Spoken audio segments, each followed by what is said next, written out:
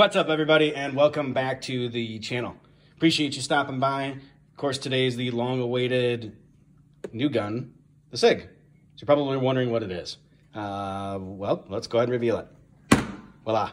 This is the Sig X5. So I actually had a purpose in mind specifically for this gun and why it was purchased, aside from selling a couple of other ones and trying to replenish inventory, if you will.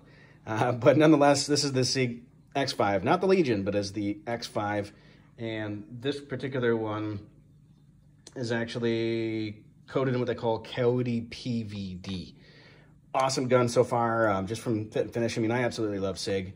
I have Glocks too. I'm not just a Sig fanboy or Glock fanboy, if you will, but I think that both companies make awesome products, but Sig, I think, knocked it out of the park on this one for what I was looking for. I want to get into USPSA production shooting, so with minor modifications, this gun will be ready to go.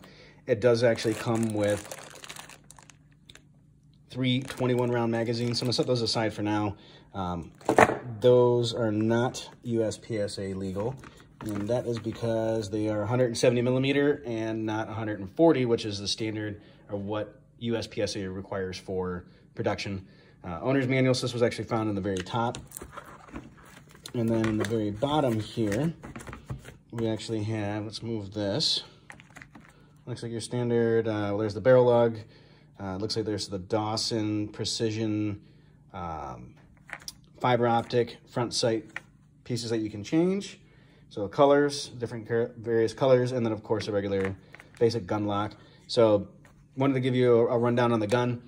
It is the X Series. This has X Series grip module, has a deeper trigger guard undercut, so you can see that here. So this allows you to get a really high purchase on the gun, a high grip, if you will.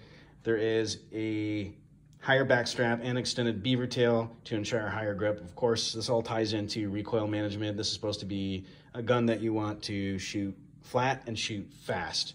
It does have a removable grip weight, which I'll show you here in just a second. So we pull out the magazine here. Of course, they included a funnel, as Sig calls it, aka a mag well. This is actually removable. This is one of the components that's going to be coming off for the competitions. Looks like it's just a regular hex screw on the very back, but if you look inside here, that's the actual weight itself. So definitely feels much heavier than a lot of the other models. I mean, granted, it's full size, but still the same. I think the weight comes in actually right around about 35.6 ounces. Does have a straight trigger, as you can see here.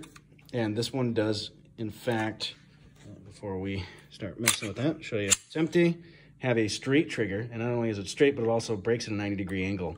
So you can see here, it does have a little bit of take up. And then the wall, clean break. Great, great, great feeling trigger. Reset's okay. It's a little clunky, but again, a little bit of take up. Break. So these kind of give you an idea. Gun itself does have lightning cuts, so these are already done from the factory to make the reciprocating weight lower, essentially for the gun to fire faster. They do have Dawson Precision sights, so fiber optic front. There's green, I think there's also red or that reddish orange color. Very back here, dovetail sights. This is actually a removable plate, although with Sig, you do have to go under the slide to get access to the screws in order to remove this plate to put an RMR on here, so just a heads up on that note. Of course, you have your standard rail, Picatinny rail, front and rear slide serrations, and these actually feel really, really good. And I do, in fact, like the stippling that they had done on this gun. It's not overly aggressive, but I think that it gives you a very good purchase on the gun. And I think even, you know, sweating summertime here, especially here in Arizona, it will definitely help out and aid my shooting ability, so to speak. So other key points that I did want to point out about this, and actually this is one key thing. So in addition to the slide cuts, not only did they do that, but if you look here, this is actually a bull barrel. So 5-inch barrel, which again is going to help with the recoil management of the gun. Fully adjustable rear sights, as I had mentioned. And it looks like this one is only, point of being why I wanted to readdress that is that the fact that even though this plate is removable, it looks like it's only cut for the Romeo 1 optic. So it looks like that your only option there is Sig. Again, as I mentioned, barrel length is 5 inches. Overall length is 8.5 inches. So it's definitely a long gun, not something you necessarily want to use for carry. You could, but probably not the best solution. Height, 5.8 inches. And then width is going to be about 1.6. So the overall width itself. Barrel material is actually made out of carbon steel, and then the slide is actually made out of stainless steel. I did see some models that were, in fact, made with a stainless barrel, which actually I think looked great, or polished barrel if you want to call it that. The slide was also polished or black if I remember correctly, and then there was a polished or stainless barrel. It looked great. Anyway, needless to say, I think that was the first iteration of this model. I believe that this is the second version that they had done, or the update, if you will.